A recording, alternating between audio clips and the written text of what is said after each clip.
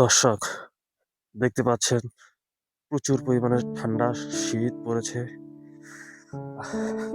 পুরো কাঁপকাপির মতো অবস্থা। আমি তো একদম পুরো টুপি লাগিয়ে প্যাকেট হয়ে এসেছি, কারণ এত ঠান্ডার ভিতরে থাকা যাচ্ছে না।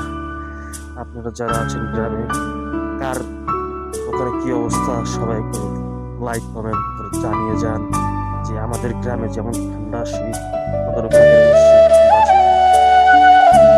কি যে ঠান্ডা!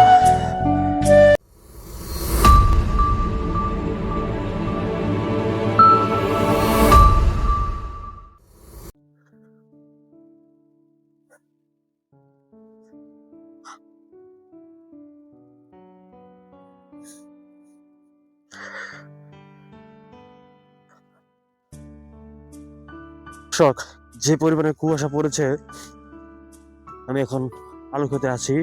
তো দেখতে পাচ্ছেন 50 ফিট দূরের কিছু দেখা যাচ্ছে না। এমনও হয় যে সামনের কিছু দেখা যায় না। তো এখনো সূর্য ওঠার কোনো খবর নেই। সময় হয়েছে 8টা বাজে পুরোপুরি। তো অন্যান্য সময় সূর্য উঠে যায়, কিন্তু এখন কয়েকদিন ধরে সূর্য মামা উঠে দিচ্ছে না। এই হিম শীতল ঠান্ডার ভিতরে সূর্য মামা জানি কোথায় চলে গেছে। হয়তো আমাদের ঠান্ডায় কাঁপাকাপি করার জন্য সূর্য মামার রেস্টে আছেন। তো দর্শক দেখতে পাচ্ছেন এই যে সামনের পুরো পুরো চিত্র। এখানে একদম ঘন কুয়াশায় আমরা তো ল্যাপ কম্বল মুড়ি দিয়ে ঘুমাই, অথচ রাস্তায় যারা থাকে তাদের কি অবস্থা এই শীতের ভিতরে? যারা রাস্তায় আছেন, যাদের ল্যাপ কম্বল কিছু নেই, তারা কিভাবে ঘুমাচ্ছেন, কিভাবে কি করছেন?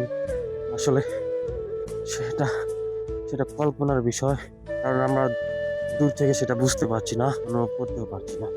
আসলে এখানে হাঁটতে গেলেও পাটা পুরো ভিজে যাচ্ছে।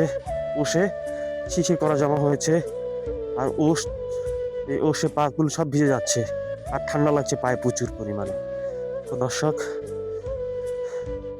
ধরেন সামনে একটু পেঁয়াজ ক্ষেত আছে, বড় বড় পেঁয়াজ হয়েছে, দেখি সেখানে কি পরিমাণের ওষ আছে। দেখতে পাচ্ছেন ধনিয়া পাতা গাছ,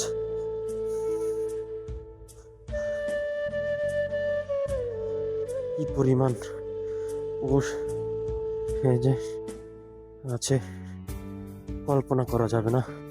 প্রচুর ঠান্ডা।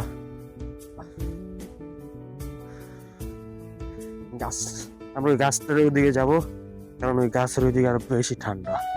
কারণ গাছের ওইদিকে ওষ পরে বেশি, তো যেখানে গাছ আছে সেখানে ওষ বেশি। তো দর্শক দেখতে পাচ্ছেন পায়ে কাদা ভরে গেছে অলরেডি। এটা মুছতে হবে, পায়ে কাদাগুলো মুছতে হবে, না হলে তো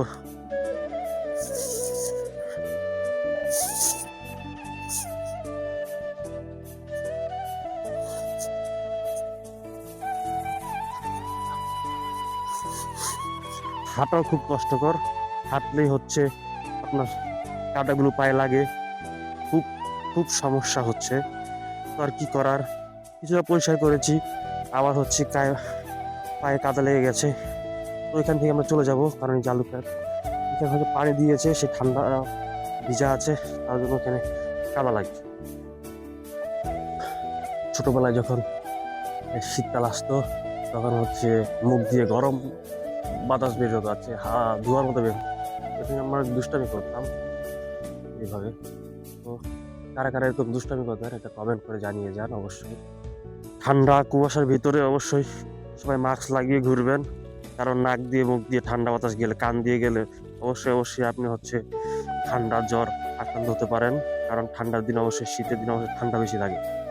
তো বন্ধুরা, এত ঠান্ডা কেন? এই শীতের দিনে যার বউ নাই সেই বুঝে শীত কত।